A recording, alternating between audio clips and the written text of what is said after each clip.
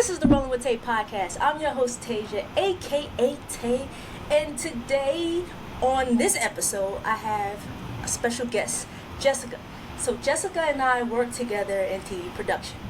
So from producing on some of your favorite shows to solo traveling to some amazing locations, she's now doing something even doper. Is that, I don't even know if that's a word. You can make it a word. You can make it a word. That's a word. But last month we were on a gig together and we saw each other and we were catching up, and she was telling me that she's converting a small school bus into a tiny home, and she's doing it herself. Like, and I just had to have her on the podcast because I think that's so dope. Thank you. Welcome. Thank you again for being a guest, and welcome to the podcast. Thanks for having me. I appreciate it. I love that you're doing this. Thanks for having me. It's an honor. Of course. How are you doing today? I'm doing fantastic today. Today's a good day. Yeah. That's good. I like to hear it. Just before the call, we were chatting, and I told you that you're the second person that I know personally that is converting a vehicle into a tiny home. And I think that's so cool. Shout out to my homie Mina, who was a guest on a few seasons ago. But I think this is so dope that you're, one, converting it, two, that we just, like I said, we just spoke, that you're doing it here in New York, three, that you're a woman of color. Like, yo, that's pretty dope. Yeah, I mean, That's pretty dope. to kind of, like, if I to get in a backstory how I even came about this, like, I first discovered this around like 2015-ish, right? I just came back from living in the West Coast, and I was living in Cali at the time, and I like stumbled upon it on like YouTube, and I seen like people like, cause I'm a sucker for like those old Volkswagen little hippie cars, like think of like the Scooby-Doo car. Like I used to have been a sucker for those. So, and I used to see people like have those converted out, and I used to be like, yo, those, I think it's a Winnebago, maybe. I don't know. But I was just like, yo, this is like the coolest thing ever. And I always wanted it. And so then like I started seeing more and more videos, and then they went from seeing the Winnebagos to seeing Sprinter vans and like Ford vans. And I was just like, okay, so this is a thing, like. And it started becoming like more and more popular, and I like loved it, and I was like so obsessed with it, and I used to like watch all the tour videos and be like, oh my god, this is so cool. And I love the idea of like living for free in a sense. And I was just like, oh, one day I would want to do this. One day it'd be cool to do this. Like, it became a one day. And then fast forward to 2020, the pandemic happened, and I was just like, man, I'm so tight that I'm still here, like stuck indoors. Like, if I had a conversion, I would have been able to like still be traveling, be out here in these streets and not have to worry as much, and I would have loved it. And I'm an outdoors person, and living in New York, if we want anything outdoors, we have to go all the way upstate. And that's a couple of hours. That's like a weekend trip. That's not like a one day, couple of hours go back. I mean, there are certain hiking trails that you could do, but it's like, you know what I'm saying? Like, the essence of it is, it's a thing you have to well thought out and plan, and like well in advance. It's going to be a couple of days. It can't just be a quick thing. Like living in California, you could just, there's so many hiking trails, you could just easily just like go to one and come back home and be back within like less than 5 hours. So I just wanted to be in nature during this time, and like during the pandemic, it started to blow up more so on the East Coast, and like I knew of it being a thing on the West Coast, but on the East Coast I started seeing more and more people doing it. And then during the pandemic, you started to see more and more videos of people building and converting new vehicles. And I went from like loving the idea of doing a Sprinter van because it was just like convenient and small enough, then also to the fact of like, after sorry, It's fine. so it was a matter of afterwards afterwards, like people coming, it becoming a big thing, and I started seeing like also school buses, people doing like the yellow school buses, turning those into conversions. And then I was just like, all right, let me start thinking of saving up to like actually do it. Like now's the time to do it, if not ever, right? So it started to become from I wish one day to okay, the time is coming now. And then I like in January of 2021, I was on a gig, and my AC at the time, he was telling me how he had got a bus, but like a old tour bus, and it like was converting that to live in it full time, not just travel and be like to full time living. Wow. And I was just like, yo, my God, it's so and like he was just telling me his ideas, and because I've like researched this and been watching this, I had so many sketches of what I thought my rig would look like, or like if I was to build that one with the possibilities, and I started like speaking to him about his ideas and like what I wanted to do, and like started to become more and more realistic for me, like during this time. And I was like, that's crazy. It's like just a couple of weeks ago I said I really was gonna do it and get serious, and then not working with this guy. Like I meet this guy and he's telling me how he's doing it, and like he told me like he showed me like ways to get a bus for cheap. And like I was speaking to him, and because I was looking to buy a brand new like Sprinter vans, and around this time it was like a high demand for like Sprinter vans, and like they were all on back order because so many people were buying them to do conversions, whether that was a passenger van or a cargo van. Like they were just on high order. And then like other people were telling me like Mercedes Sprinters, like if anything happens on the road, it's gonna be hard to find mechanics, like you're gonna have to go to a Mercedes dealership. So I started looking to like the Fords, and then I was like, okay. But I was always thinking of buying something from scratch, because the idea was just like, if anything happens, it'll be less maintenance if I buy something brand new. But again, supply and demand was not having that to be my thing.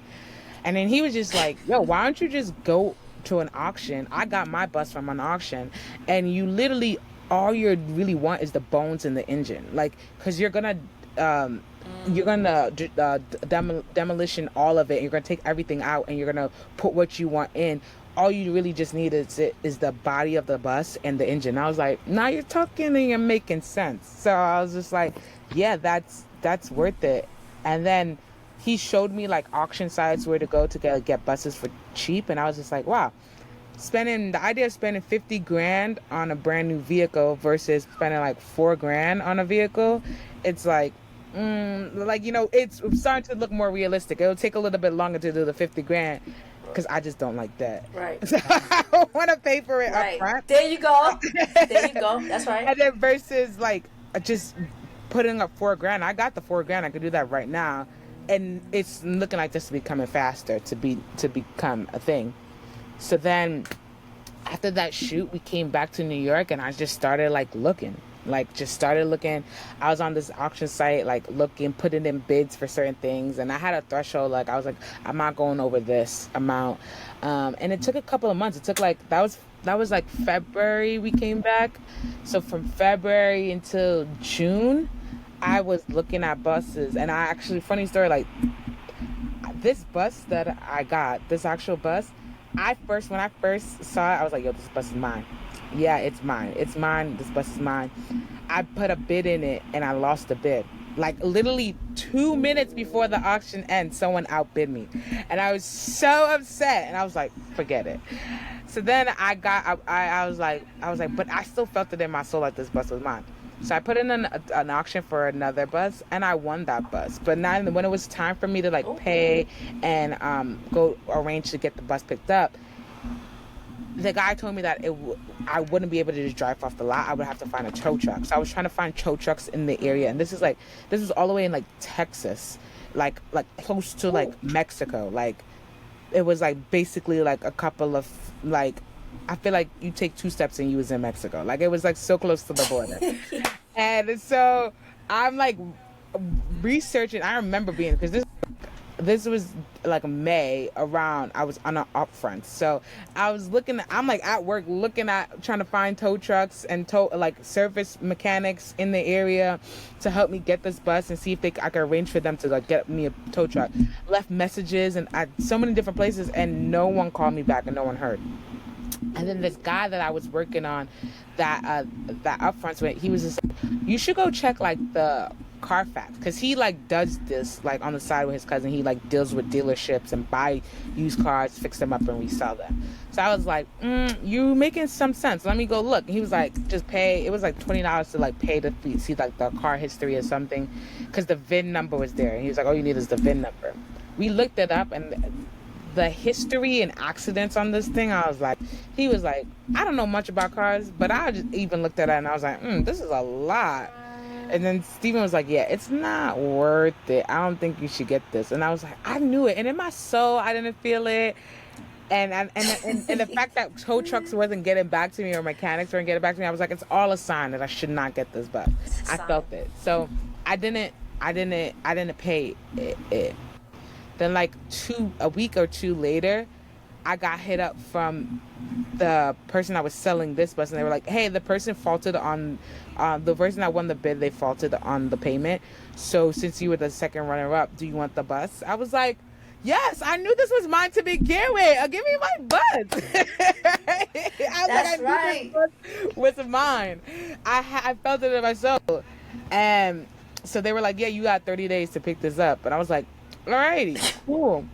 We're gonna figure this out. So now I had to figure out, because at the time I was living in Atlanta, because I was working on a show in Atlanta, and I was like double dipping. So like I came to New York to like go to work on the Upsons, but I was still technically working in Atlanta. They just didn't really know what I was doing.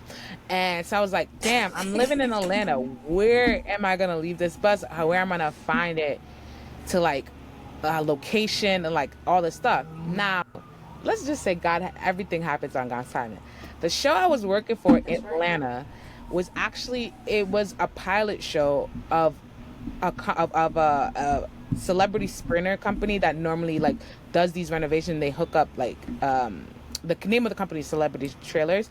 They hook up like celebrity trailers online. So think of it as like Pimp My Rides, but for like RVs and sprinters. Yeah, I've seen something like that. I don't know if that necessarily show, but I've seen something like that. Yeah. Yes. So I was just like, how convenient is that I'm working on this show and I've been trying to do this around this time.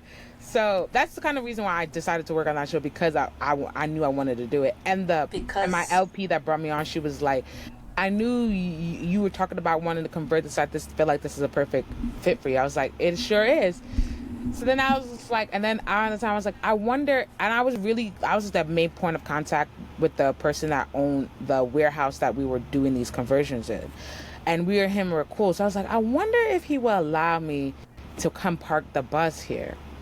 So then when I flew back to Atlanta, I like end up having a conversation with him, and he was like, yeah, you could keep it on the lot. I said, say less. So I ended up flying me and my dad out to Indiana to go pick up this bus. We drove from Indiana all the way to Atlanta, and I ended up been doing, and I kept it at the warehouse. I flew my dad back to New York, and that in Atlanta is where I ended up demolishing the whole bus, and I did that all by myself. And it was so funny because like I don't think I would have been able to demo it anywhere else if it wasn't for that place, because like they had dumpsters and everything that I could just put things at, and like the point where like when I got rid of my seats, I was gonna sell the seats to like a junkyard to get money back for it, because like they would buy the metal and scraps. And kid was like, hey, can I get the scraps? And I was like, yeah, sure, take the seats out. And I literally undid the seats and everything, and they were just all in one corner of the bus, but I didn't want to lift it out of the bus. And when this crackhead came up, I was like, yeah, sure, less work for me, take it, do whatever you want. Literally him and his, I don't know what she was, but some woman that was with him, they literally like took all the metal and stuff that was out, all the seats out. There was a wheelchair lift that I ended up coming out. The AC, like the guys at the shop helped me take down the AC that was in the back of the bus. Like, so it ended up working out perfectly, because like the things that I needed help for, they were around to help me. Like I was trying to come, like right before I was leaving, so I ended up coming back to New York because I took another gig here. So when I was on my way leaving and to one of the guys where I was like, yo, can you like convert this and push it to make it a push start? Because it's a 2010. So I was like, can you like update it and make it push start? He was like working and doing what he had to do. Like he was like down to like do it. Unfortunately, there was a part that was missing. So he couldn't finish it. But still it was just like the fact that like I had these guys on deck to just help me if I wanted any options or opinions or like any of their feedback. I would just talk to them and they would be like, hey, give like one of the reasons why I didn't take off the roof off the like because you if you watch YouTube conversions, people literally tear everything out.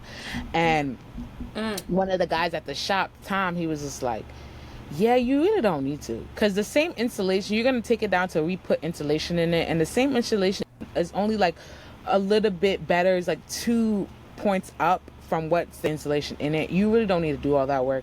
Save yourself the trouble, just leave the ceiling on and put your new ceiling that you will put on over it. And I was just like, bet. Like that's just like one less trouble. Like even when I was putting up the walls and stuff, he was like giving me ideas and like how to perfectly lay, and I was like, I'm going to take your opinion because you're the expert. I'm not the expert. I just build these, but I've never lived in one of these. You're going to be living in this. So also take up other people's options and considerations too. And I was like, you're right. But it was just very helpful to have them in the beginning stage and hearing their thoughts and feedback. So then after I finished demoing, I drove to New York with it, and it was basically an empty case, like just an empty shell. And I started during that time, and like it was on September, I started like building stuff. And I started like, my dad like does construction, so I wanted to reseal all the windows because I know that when I got this box, I knew there was a few leaks. So I knew I had to redo some stuff on the ceilings and like redo some of the subfloors and stuff like that. And like I've known from watching YouTube videos that people talk about like these types of the buses in particular, like the windows is the main point of leaks. So I was like, I wanted my dad, before I started putting up any furniture strips or anything, I was like, can you just like re-put in all the windows and like take them out, reseal them, and like put them all in? I mean, I'm glad he did it, but my man took like 7 years just to do that. So that delayed this process for about 7, 8 months, because it took him that long just to do it. And I couldn't do anything until he redid that because I was putting the furniture strips in between the windows. So it was just like, I couldn't do that until he redid all the windows. So that delayed this build. I could have had this finished by now, but like I delayed it. That delayed it by 8 months, I'm gonna say. And then I started traveling a lot last year, so I was constantly out the country. Like every other month I was gone, so that didn't also help with the build. And then August of last year, I was like, all right, I'm gonna spend a whole month of August working on it.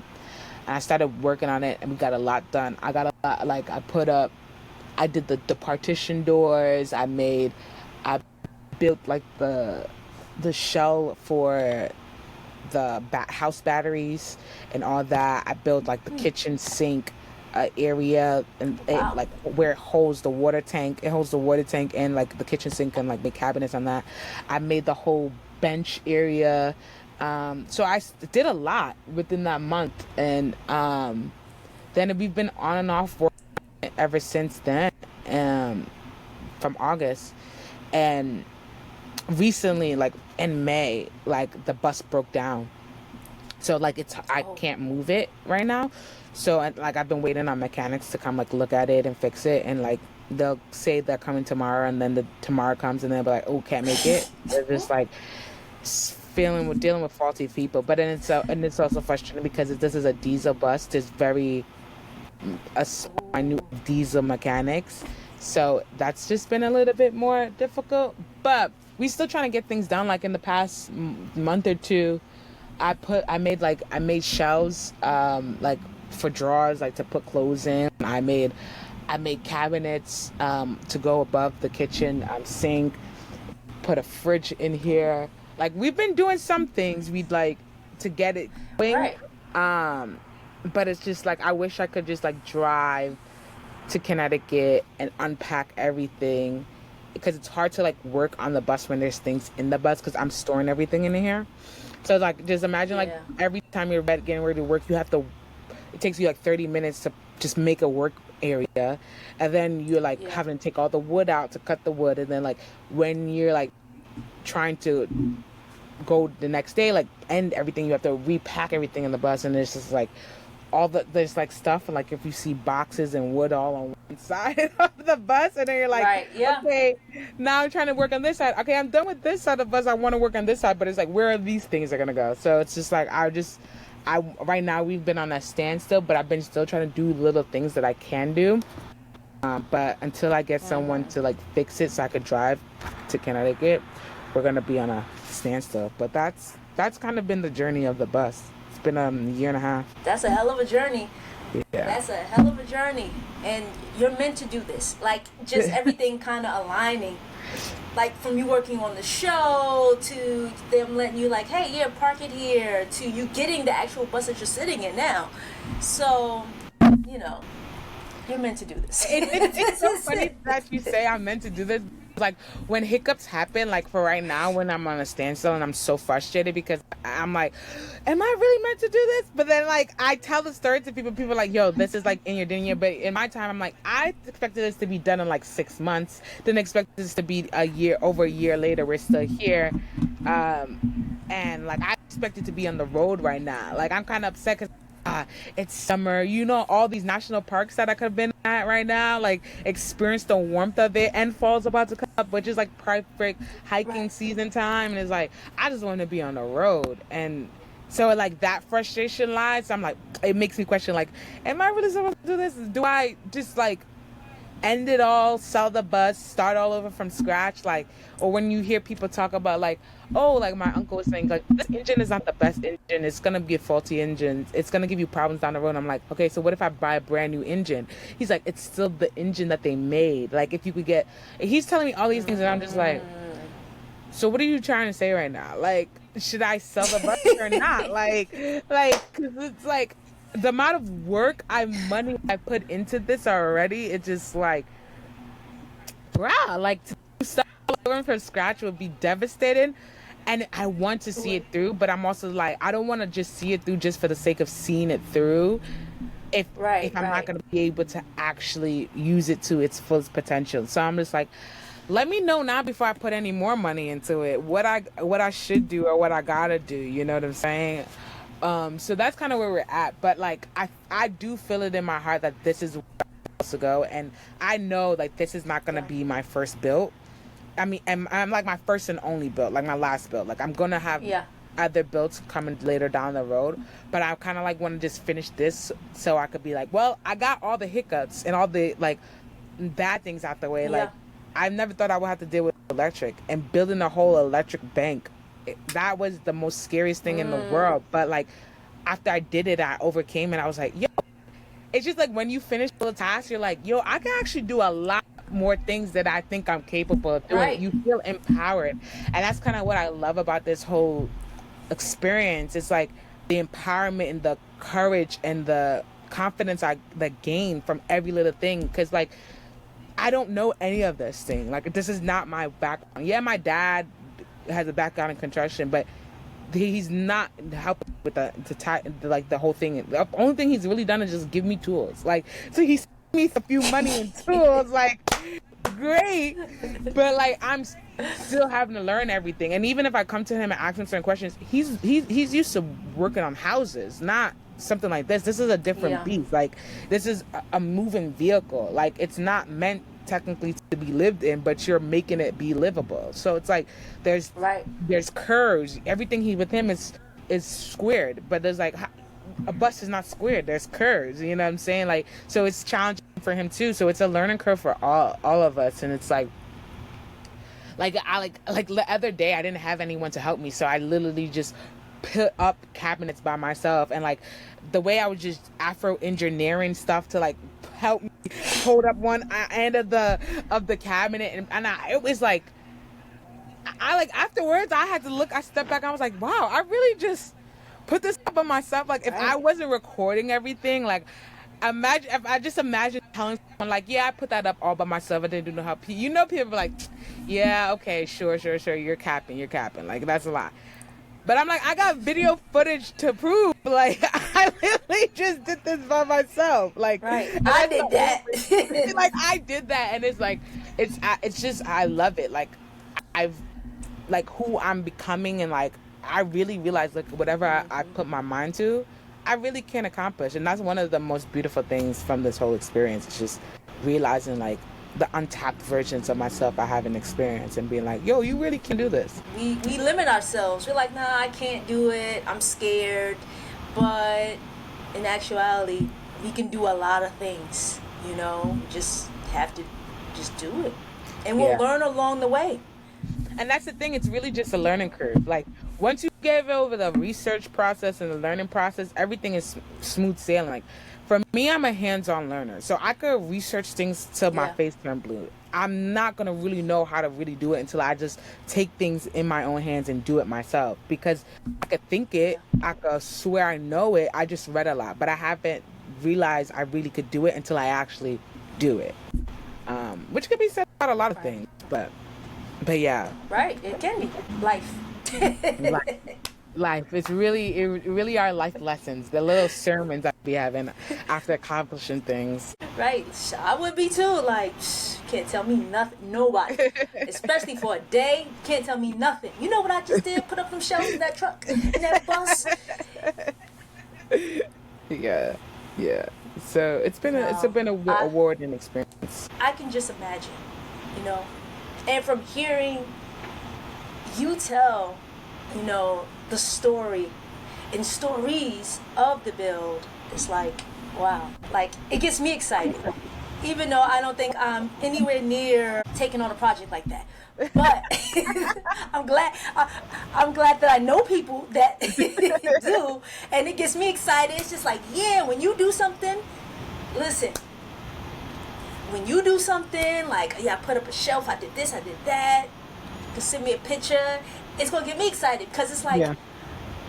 I kind of did it too. Not really, but you know what I mean? Like, yes, that's inspiration right there. Like, Oh, that's so yes. funny. That's so funny. But yes, I get it. And it's so funny that I No, don't it's- realize how inspiring it actually is, because for me, I feel like, I don't know how to explain it, but it's like, in a sense, I'm a fraud, but I'm not a fraud. 'Cause, bro, I really don't know what I'm doing. Like, I'm guessing along the way. I'm looking at a couple of YouTube videos, YouTube University, you know what I'm saying? And like some prior knowledge, and like just going off of what I want and what I think it's going to be acceptable for me and what my needs are. Just like, you know, living in this, like, at the end of the day, I want to travel in this, but I also want to live in this for a couple of years. Just to like, I don't want to pay rent. If we're being honest, I'm not trying to have no expenses. And the Okay. thought of not, just being able to live in here full time, your water is going to be free. Or if you do, might have to pay for a few water or whatever case be, how much is that really going to be, right? But for the most part, you can find a hose and get some free water, right? Your light, everything is run by solar. So your light is, electricity is free, right? You're going to have a place to like actually live and stay. And I'm bougie. So like there's certain things in here that I'm having that I wouldn't even have in my actual apartment. Like I'm putting heated floors in here for the winter. Ain't nobody paying for heated Ooh. floors in my apartment. Like I'm not paying for that. Like, you know what I'm saying? Like I have a whole shower and stuff that I'm doing in here because people do their lives how they do their lives. I can't do the Planet Right, Fitness right. life. I'm gonna need a shower in here, right? Yeah. I know Yes. what my needs are. Sorry, this motorcycle guy. I know what my needs are, like, and I'm a cook. Like, I fell in love with cooking, and like I cook everything from scratch now because I just don't trust America's food system. So I cook everything from scratch. I want like a big kitchen. Some people that does this lifestyle, they eat out, so they don't care for like a kitchen, Yeah. right? Like I originally bought a 4 cubic feet fridge to put in here, and after having it in here, I'm just like, this can't even hold but a little couple of bottles of water. Like I'm gonna need more than this to live in it full time. So now I'm like, okay, I need an apartment size fridge to be in here. You know what I'm saying? Like, so it's just like learning things along the way and like having things be for my need. But I really just want to cut down expenses and like it's so funny because when I used to talk about this idea to people, like they used to be like, I used to have guys that were like in their 50s, like doing security, like, but they were like former military people and stuff like that, and they were like, that's actually one of the best things you guys could do, like in your, if I was to do life again in my early 20s, I would do what you're doing, like go live, convert a bus, live in a bus, save up money until I'm ready to like buy a house for my family, or when I'm set, I'm good. Like, you just lower your expenses while you and travel the world, experience life, do the things that you want to do, but you still are stressing about, because if we really think about it, like us in our, like us outside of the people that don't have kids, like for us that are just living and in our early 30s, like what crazy responsibilities do we really have besides our living expenses? And if we could cut that out, how much more of life can we really experience and live? Like, I don't want to wait until I'm old and like retired Tired, start, right? yeah, to start traveling and stuff. I want to experience life now that I'm young and active and my body can do the things that I wanted to do.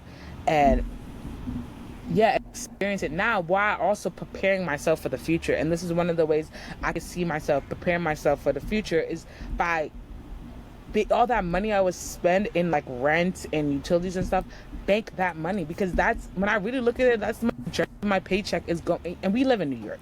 You know, this ain't cheap living in New York. So like majority of our paychecks is just going to rent, and it's just like, this is ridiculous. So if I, and it also, I'm not limited. I'm not bound to one place. Like I could, if I could go wherever I want to be. If I want to go to California, I could go to California. I don't have to stress like, where am I going to stay? My house is me. You know what I'm saying? If I want to go to Mexico, I could go to Mexico. It's just freedom of freedom of limited to one location, and freedom from like daily expenses and like having stuff to set up for my future.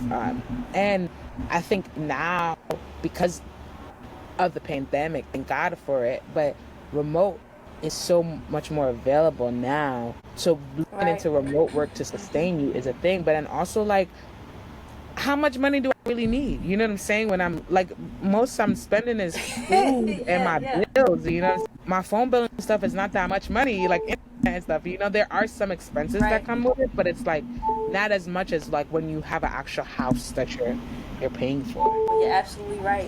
And who's to say? I always say this, like, if you can do it now, do it. Whatever it is, do it, because you might not make it to next year. Shucks, you might not make it to tomorrow. So if you are healthy and you can do it and you have the funds to do it, do it. Because you might not be able to do it, you know, later down the line. So I'm with you on that.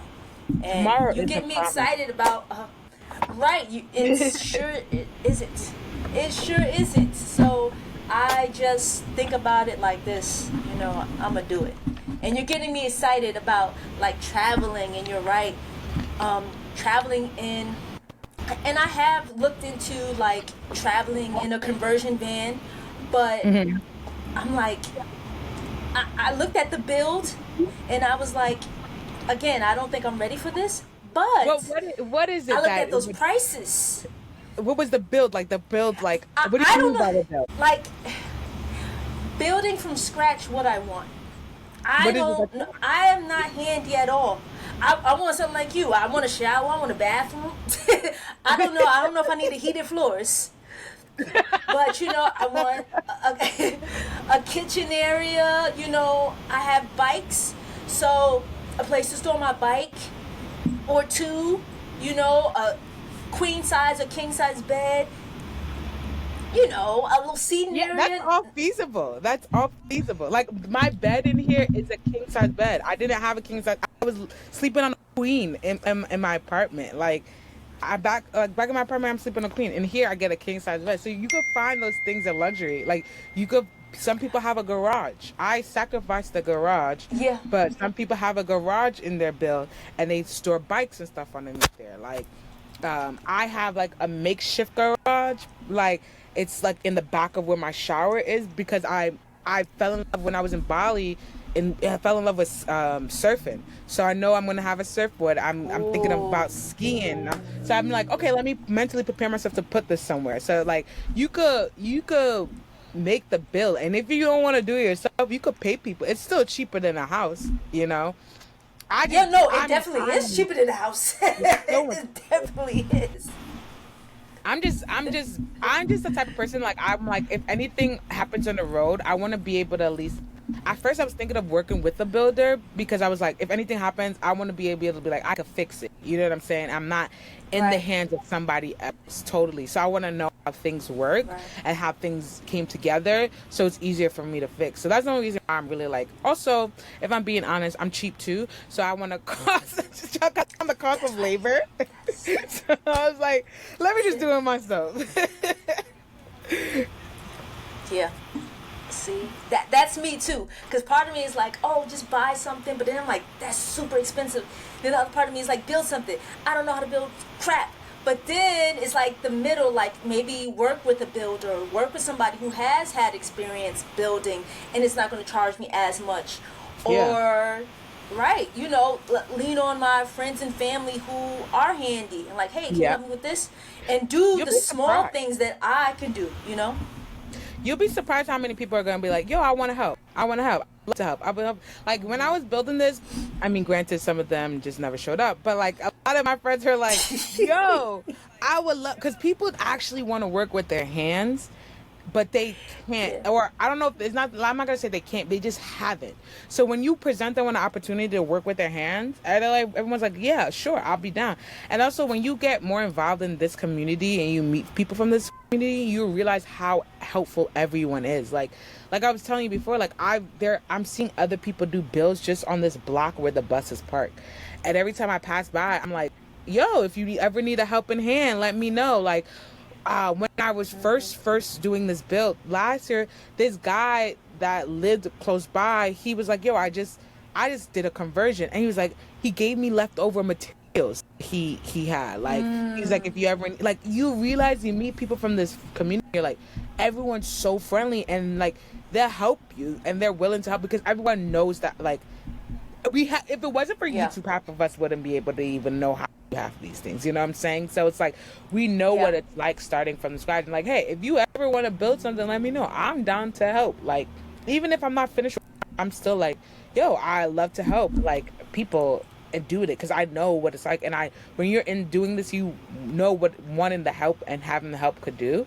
So you're always like, yeah, let me help in any way I can, shape or form. Like even if like you don't really need it, but just like, hey, it's just having that offering there. I'm gonna hold you to it. I would I'm gonna actually, hold you to it. I would actually do it, and I'd be like, so Tay, let's go on the road, and when we out, Right. because I listen. The way I look Speak at of it it. is, if I help you, I have more friends on the road with me. Right. That's how I look at it. Right. You're right. So speaking of the road, where are some places that you plan to go? I know you mentioned national parks. Are Yeah. you gonna hit all 50 states? You going? Where are you going? One of the goals is, so this is I'll tell you the overall goal, but I don't know if it will be all done on this rig. I might have a second rig in half between it, but this is what goals I want to do. I want to go to all national parks. I want to visit all the national parks. I also want to go to all of Canada, South America. I want to drive this, obviously all 50 states, so in Americas, Yeah. go to Canada with it and go to South America with it. And eventually like make my way to Africa. I would love to do van life in Morocco. When I was in them, I fell in love with Morocco. I love Morocco to like one of the dearest places in my heart. And there's more to Morocco I want to go and explore, but I just know that there's certain serendipities that you'll find only in doing van life in Morocco rather than going with a tour guide. Like it's just not gonna be the same. And there's just like, okay, so like, one of the things I want to do is camp in the Sahara Desert, but I'm bougie. Like I could do the camping that they set up for you, but after like a day or two, I'm gonna be like, all right, I want my rig. You know what I'm saying? Like I'm gonna want a place to like have home. So, and like I just Morocco's so beautiful. So I do eventually want to go to Africa with it, but I'm probably gonna want Yeah. a smaller rig in Africa, just because trying to park and stuff, it's gonna I'll be better with a smaller rig. So it might not be done in this rig, but that's eventually the plan. And I would love to do van life in like Australia or Europe, but I doubt it will be in this rig. Again, it'll be in like a smaller rig, to do in Australia and Europe. But that's the plan. Listen, if you need a producer for your reality van life all over the world, I'll be available. I bet. Just throwing that out there. I got your bruh. I got your speed. It's so funny Oh because everyone's man. always asking me when I tell them I'm doing this. The first question they ask is, "Are you recording everything?" I'm like, "Yeah, I'm recording everything." But I was recording it for my Yeah. documentation, and I was thinking of doing like a YouTube or stuff like that. But I didn't realize how intrigued other people would be to actually want to see what's going on taking place. So like I never thought about, oh, let me record the series of travel. But like now I'm like, yeah, maybe I could make a whole show out of this. You can. Yeah. You can. You really can. It's so interesting. And not only that, but your traveling itself, which I want to get into, right? You are a solo traveler, right? Hmm. Um, do you remember the first place that you traveled to domestically and internationally by yourself? The first place I traveled to domestically by myself was California. And it was ironically after senior year of high school, I decided to move to California, and I took up, packed up all my things on a one-way ticket and go, and I went. And so essentially, that's kind of like a solo trip, but it was a solo move, you know. Solo um, move. but then, ironically, like my first solo trip was actually in California too. I drove up to Big Sur, went all the way to San Fran on the one, and came right back down all the way down to LA. But the first half of that trip, I had to actually started in Joshua Tree with one of my friends, and then she left me halfway through because she had to go to work, and I just continued going all the way up. So that's kind of ironic that it was kind of still California, but in a sense, yeah, California was the first domestic and international. My first international solo trip was Turkey. Yeah, Ooh. Turkey. Yeah, yeah. That's all. That's the And first why'd you pick international trip. Turkey? I didn't go with anyone. Um, because I went with a solo travel group, and they were hosting Turkey, and I've always fell in love with Turkey. Like there's certain things in Turkey that I wanted to see, and I like, I heard Turkey was so cheap, so I wanted the luxury experience on a dime. So I did. That's what I did in Turkey. I had a luxury experience, but not that expensive.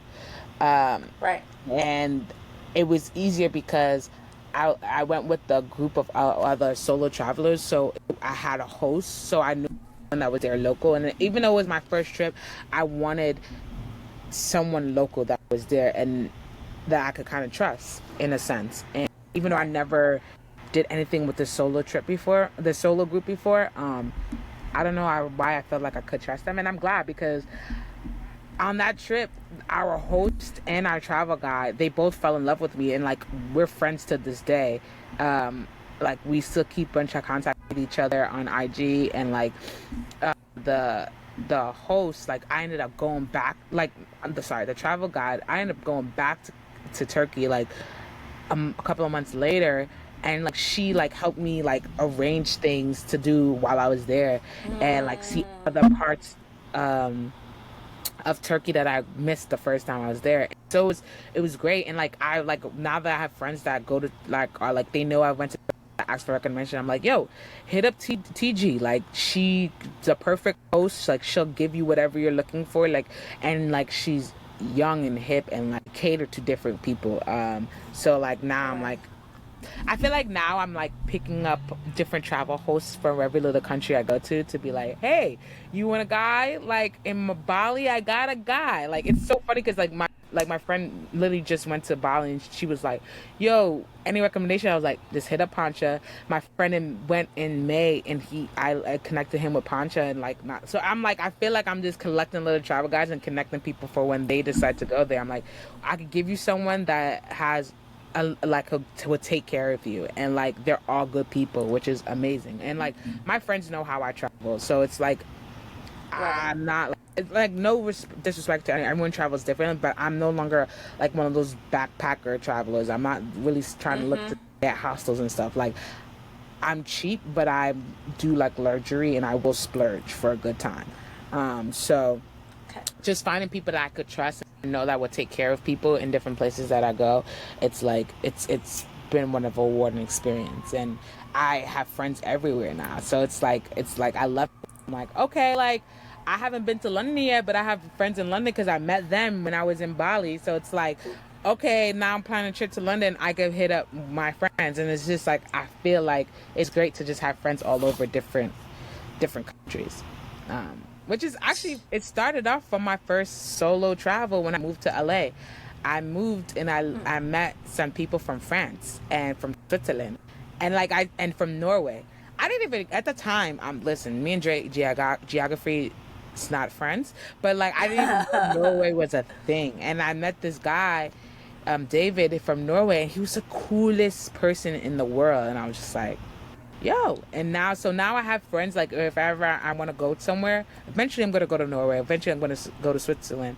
I have friends like I can get up Yeah. and be like, even if I can't see them, just like, what do you recommend? Because when I travel, I like to be with the and do what the locals do. I'm not like different type of travelers. I'm not the person that want to do all the touristy things.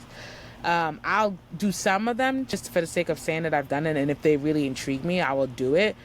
But like I'm not doing all the touristy things. I want to do what the locals do. I want to immerse myself in the culture, experiencing things from like the locals' perspective. Like, because I love experience engaging in different cultures and learning Yeah. other cultures, and um I've lived in a melting pot my whole life. Like in New York, I love diversity, and I don't like to be Right. around one of the same thing, too many of the same things. Like I love being in diverse groups, and I love interacting and how people live and learning their perspective and how they perceive things. And like I'm not gonna lie, like my some of my friends joke like from traveling so much internationally and experience other culture. Like I come back and I'm like, I start to hate America and just like certain things that are programmed to be here, and the way that things are like you're taught to be in the mindset that you're taught here in the programming, and it's just like, but this is not.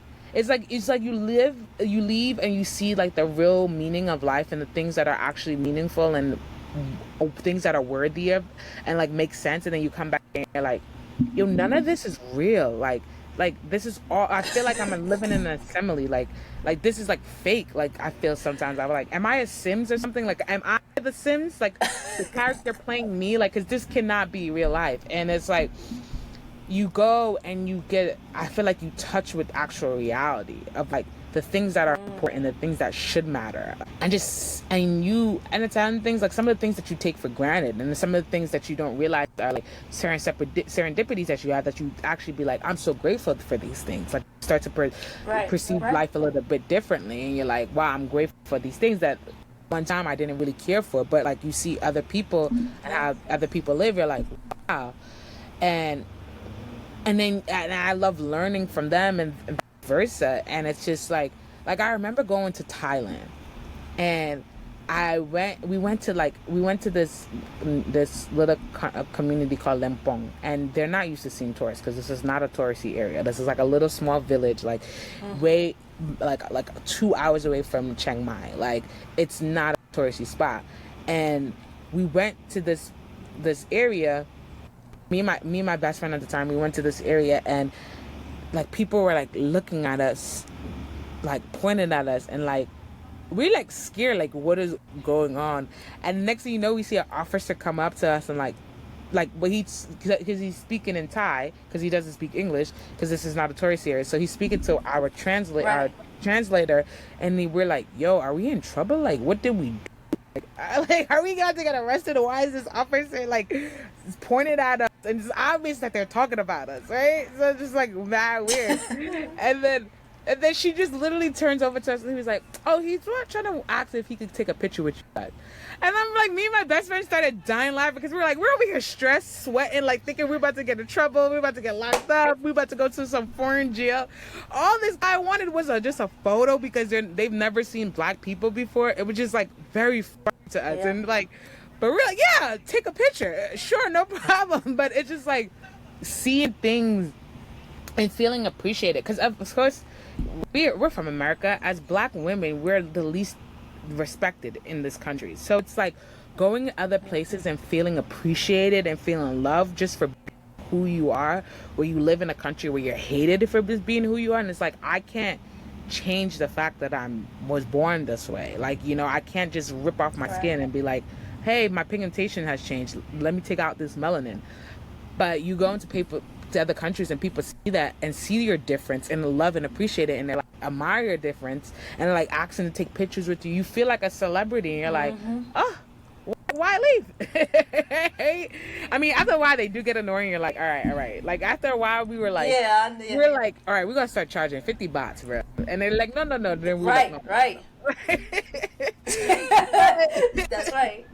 But it's just feeling the other hand in life. And I get it. Everyone always wishes they could have the things that they don't have and they want the other, but it just feels great sometimes to just feel celebrated just for being you, and especially growing up in here. But also like you realize certain things as like America really isn't, like, you realize the program that you got was so messed up, and you see how other countries view you. You're like, wow, we really ain't that hot shit that we thought we were. Like, we weren't that guy. We weren't. But here, everyone makes it. The propaganda is so real. Like, they make it seem like other countries are looking at us like, oh my God, you're number one, and it's like, we're number one in nothing besides war. Like, the things that actually matter, like, we come dead ass. Like it's so funny. Like, it's so just like, and you go to France and you hear how these people, like the French, make fun of the mindset of Americans, and you're like, y'all not wrong. Like, I kind of hate it too. Like, but you see, like, oh, the propaganda that they try to explain to us, like, countries do not view us as that. Like, they actually high-key hate us, you know what I'm saying? Like, they be like, oh, you Americans, and they're like, and you kind of be like, I can't blame y'all. So like, when I travel, I don't tell people I'm American unless you see that blue passport, and I try to hide it. Like, I'll tell you I'm Jamaican, and I put out my Jamaican passport on top of my American passport, because I'm just like, yeah, I'm Jamaican, like, before I'm American. Listen, and I think too, with like traveling and being here in America, it's not always what it seems. Like, when you go to these other countries, you get this like, oh, this place is dangerous, this place is like this place is like that, and then when you go to it yourself, you're like, I didn't feel any type of way. I everyone has a different experience when they travel, but the way that it's pushed, like, don't go to these places, don't go, unless I speak to someone who is like from here, and that is like, says, hey, it's kind of dangerous around here, but you'll be fine if you do this, you do that. When I told people I was going to Turkey, when I told people I was going to Vietnam, it was kind of like, what? Like, what? Like, why are you going there? These places, don't go there. Egypt, don't go there. And it's like... But the funny thing, those are the places that have the most beautiful, like, architect and history and culture, and they're so rich in it. And it's like, why were y'all telling me to not travel, like, to miss out on all this beauty? You're like, what? Like, have y'all been, like, you said the question, like, have y'all been here? Like, because I'm like, what are you trying to keep from me? Like, these places, that's what I want to know. And the people were nice to me. I didn't feel any type of way. I'm not gonna lie, I was going on different like Facebook groups and looking at like what people were saying about different countries, and they were like, oh, I had a horrible time here, I had a horrible time there. And after I got back, I was like, I had a great time. Like, nothing, I didn't feel that way. Yeah. It was great to me. I had a good time. I would recommend going. Yeah. So, like, I can't think of one country I've been to where I'm like, I would never go back there. I can't fathom. And sometimes maybe it's the people, you're like, oh, you didn't have the best experience with that people, but the country itself, Right. I'm like, there's no, like, Right. I remember going to Thailand and being like, yo, this is, and you find similarities because I'm like, yo, this is literally like New York, but me and my friend was joking. We were like, but this is the Bronx because it's low key dirty. Like, but it's like literally like New York. Wait.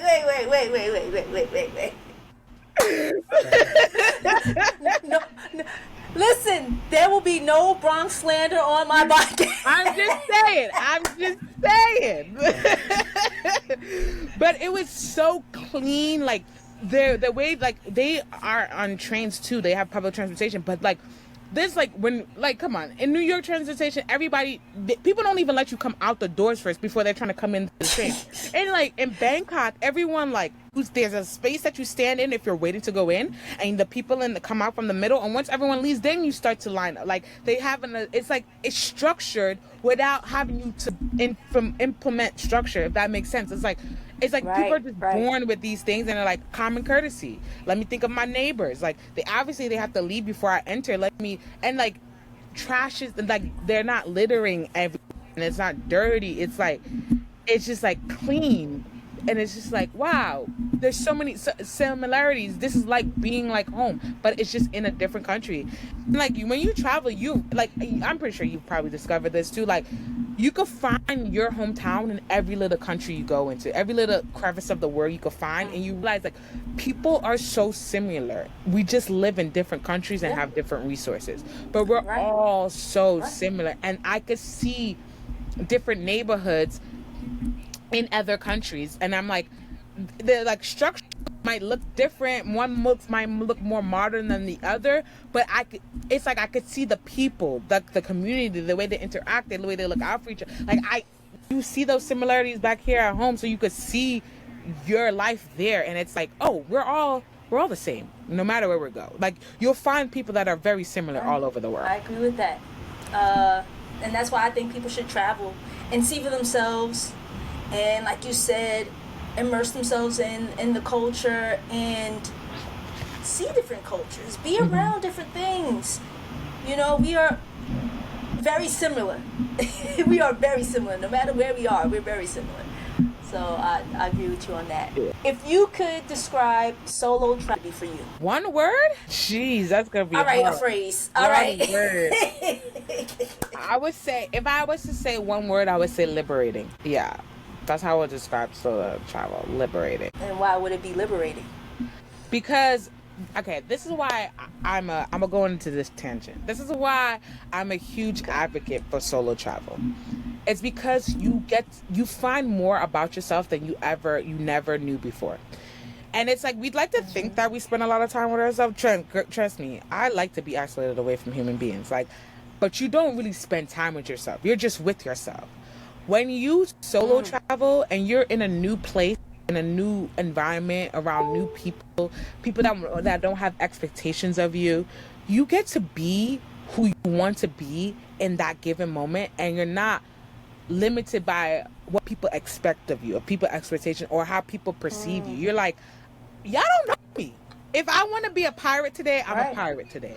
If I want to be an angel, I'm an angel. Like, you don't know me, and I get to experience in different parts of myself that I've never got to experience before, or I might feel limited or afraid to experience back home. Because we all have those friends that, like, when you trying to develop and change yourself, and they're like, who are you? You acting brand new. I don't know this version of you.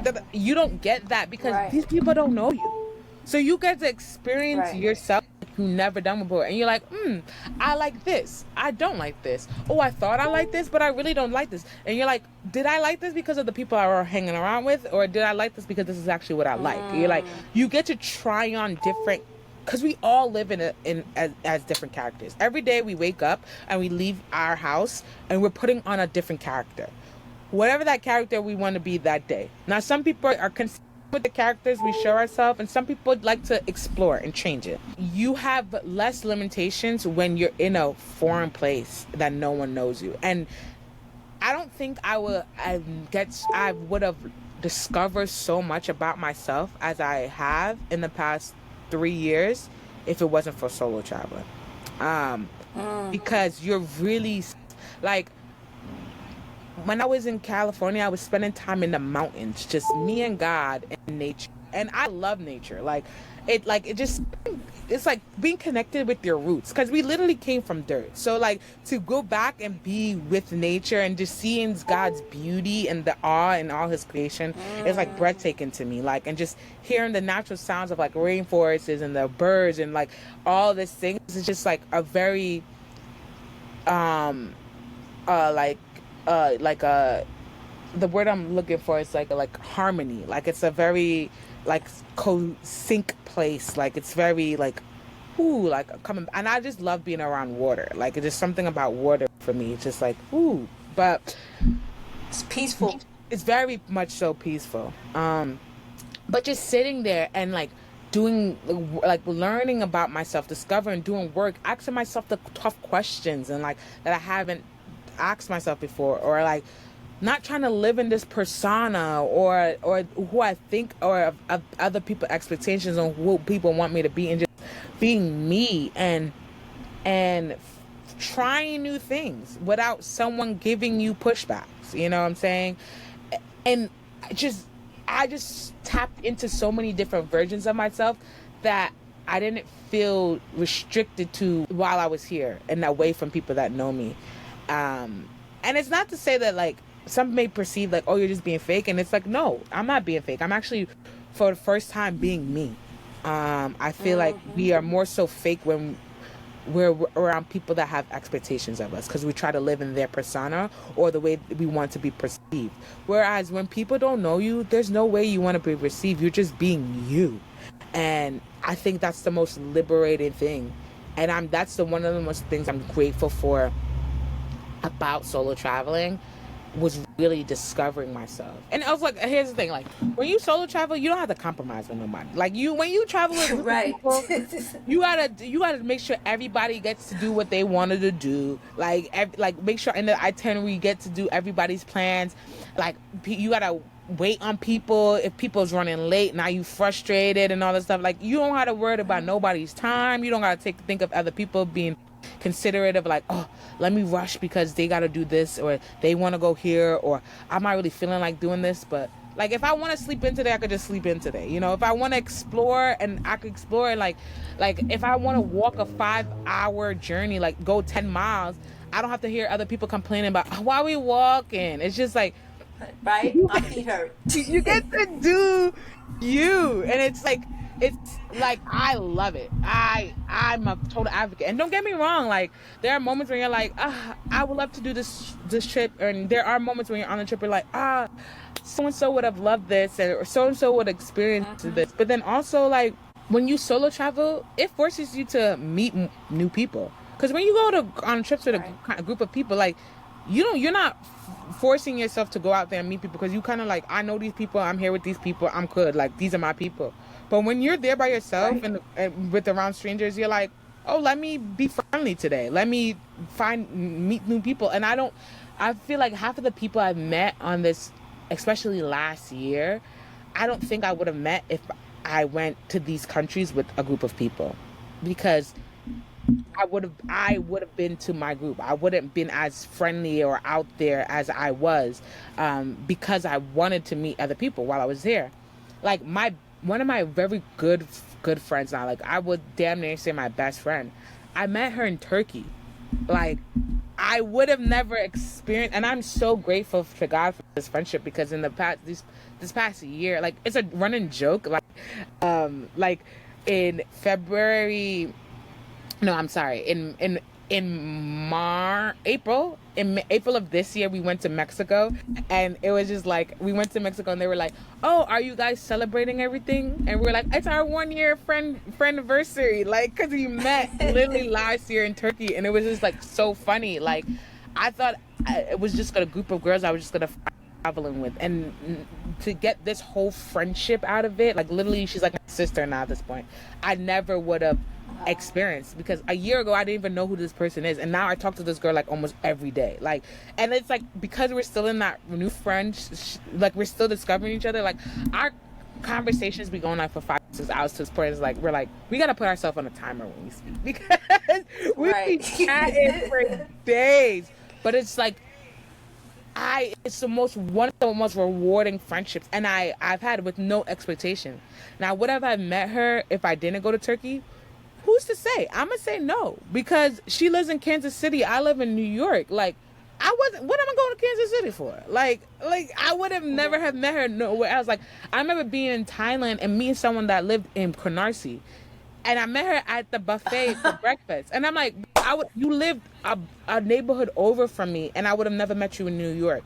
But we had to go on the other side of the world just for us to meet. Like, wow. Like literally, when I was in Morocco, I met a girl that lived on Flatbush. We lived one train stop away from each other. And I'd never seen this girl until we went to Morocco. And now I run into her all the time. Like, that's so crazy. Funny. So it's just like, would I've met these people before? Who's to say? I'm gonna say no, but I've met these people on other sides of the world, and some of these people are close in my neighborhood, and I never met them until I left the world. So, and because I was by myself, it forced me to go out and speak to people and be like, hey, how are you? My name is Jessica, so that's one of the main reasons why I'm an advocate, because you get to discover yourself, and then also, like, you're not on nobody else's timing. You get to just do, but yeah, and then the people you meet, the friendships you meet. I think that's also one of the most enriching things too. So now I gotta build a tiny home, school bus. I gotta solo travel. You convinced me. I'm doing all the things. All right. That's the goal. That was the goal. That was the goal. Good. Listen, by next year, I want to be like, I went to 5 different places by myself. I made all these new friends. And I'm working on my conversion, and I'm about to travel with Jessica. She's already out there, but we're going to meet up. We're going to go. Okay. Yeah. Let me ask you a question. What is one of the most terrifying things that or the most frightening things for you about taking that leap for solo traveling? It's not so terrifying. I don't know. No, I don't know why I haven't. Especially like, okay, in the States, I'm fine, right? Domestically, I could, but internationally, especially if I don't speak the language. I only speak one language, is English. So at least speak a different language, and it's like, ooh, okay, damn. And I don't know. Kiara, who was working with us on 4th of July, she's a big solo travel advocate as well. And she sent me some information, and I'm just like, all right. And then after talking to you, I'm like, all right, these are all signs of I just gotta go someplace. I just have to pick some place and go, and listen, maybe I get it. I only know one language, and I barely know English. Like, I barely speak English correctly, and that's the only language I know. And I would say maybe what helps for you before you just take a random trip on your own, maybe find a group like because I get it, because for me it was international. It was like scary going myself. Find a group of other solo travelers that's going together, of like women, right, or it could be mixed gender, but like find a group of people who are solo traveling, so you don't feel like alone, but you're alone, if that makes sense. Like, if you want, like, these people will help you. Like, they'll make the itinerary, they'll give you the travel plan, so it's less intimidating, and also you'll have someone there that is bilingual and that will help you converse with other people, and will translate for you. And if anything, they can also help you, teach you the language. I'm saying, like, I was starting to learn Arabic when I was in Morocco, because I was like, yo, Saeed, like, teach me some words, like, and they're friendly like that, like. Yeah. So if that's, I would say start that way. If you're hesitant because of a language barrier or whatever it is, find a tourist group that would, or if you want to do it on your own and you don't want to do it with a group of people, find tourist guides who are bilingual, so the activity you're doing, you're having someone that can translate for you and help you arrange like pickups and stuff like that. I think that for internationally, that would probably be the easiest first step.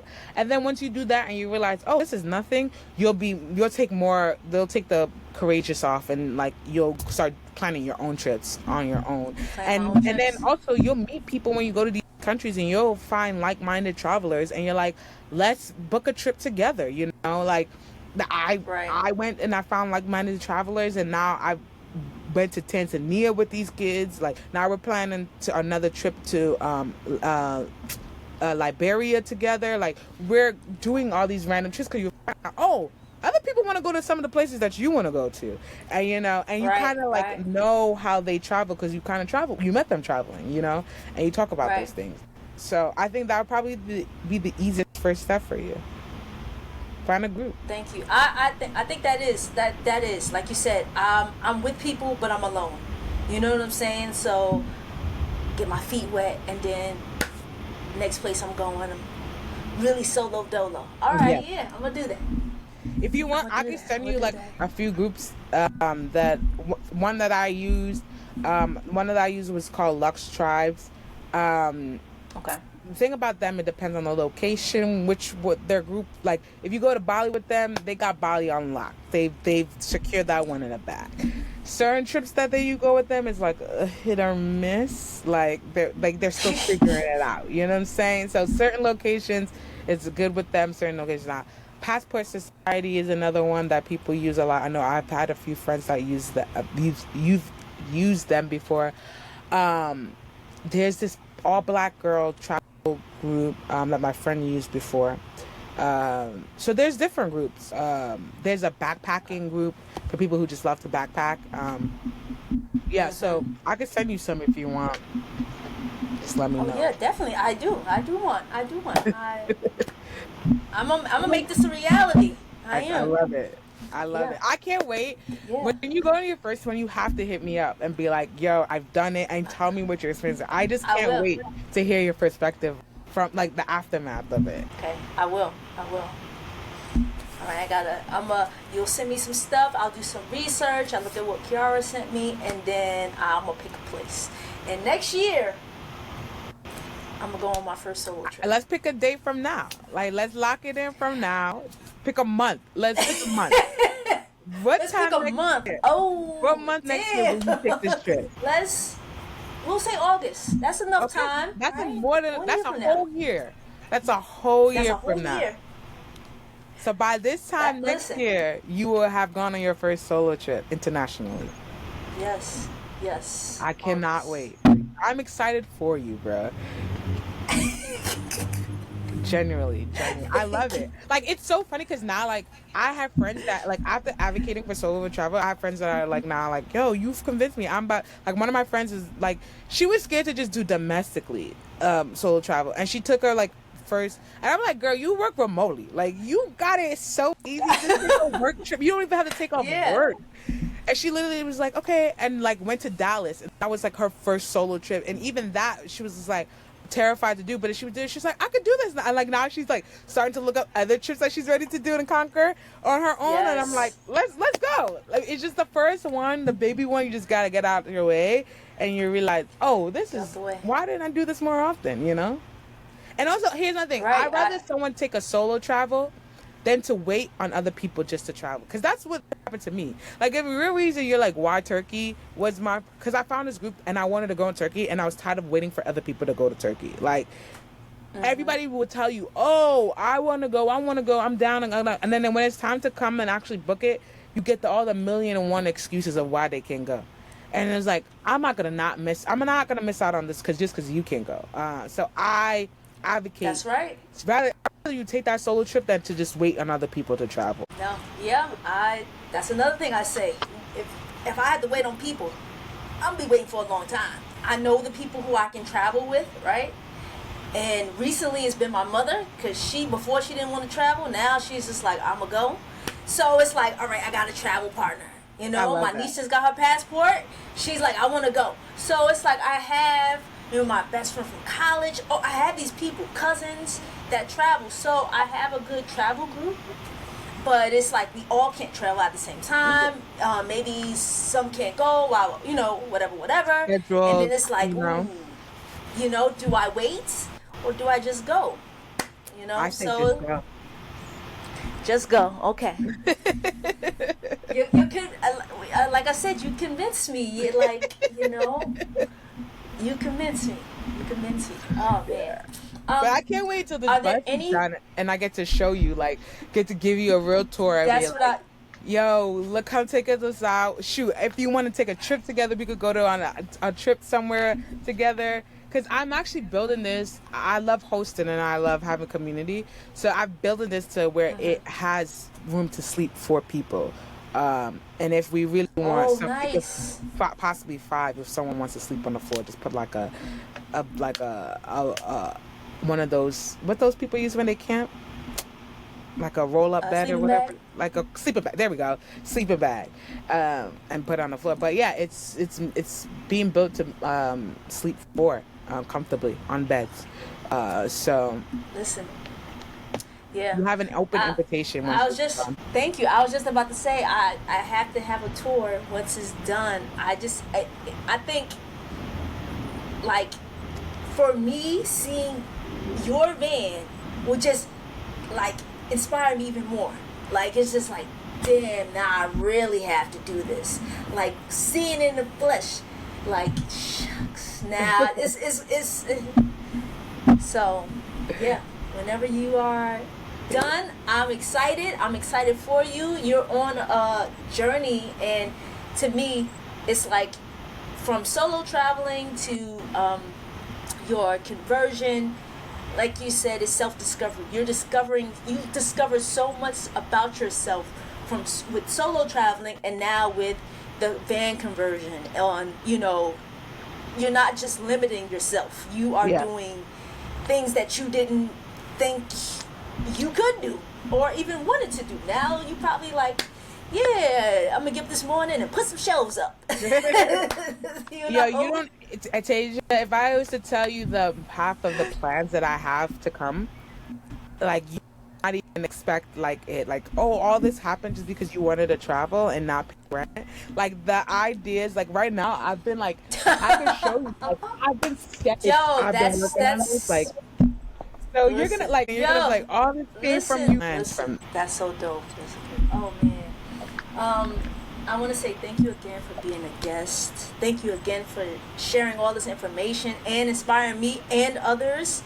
And are there any parting words? Just do it.